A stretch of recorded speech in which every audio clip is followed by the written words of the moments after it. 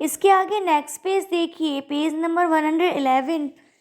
नीलाभ ग्रीवा के कारण मोर का नाम रखा गया नीलकंठ और उसकी छाया के समान रहने के कारण मोरनी का नामकरण हुआ राधा।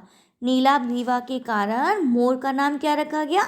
नीलकंठ और उसकी छाया के समान रहने के कारण मोरनी का नाम क्या रखा गया? राधा।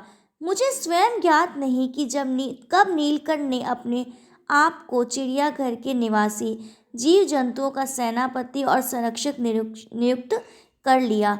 लेखिका बता रही हैं कि मुझे ये ज्ञात ही नहीं कि कब नीलकंठ ने अपने आप को चिड़ियाघर के निवासी और जीव जंतुओं का सेनापति संरक्षक नियुक्त कर लिया।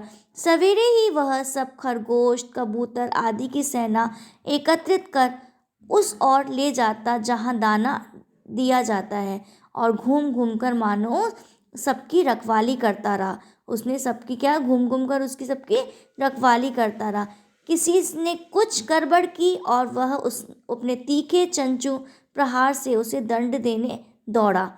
खरगोश के छोटे बच्चों को वह चोंच से उनके कान पकड़कर ऊपर उठा लेता था।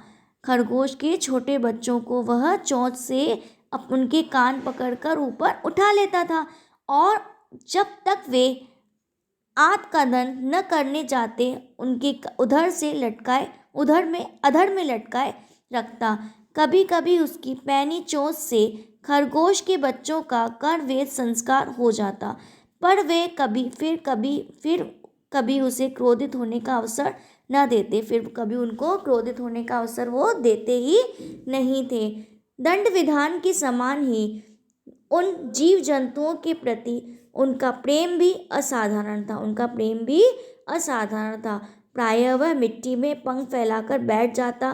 प्रायः मतलब क्या होता था? वह मिट्टी में ही अपने पंख फैलाकर बैठ जाता था और वे जब उनकी लंबी पूंछ और सघन पंखों में छुआछुअल सा खेलते रहते थे। किसी स्थिति में एक सांप जाली के भीतर पहुंच गया। जाली के भीतर पहुंच गया।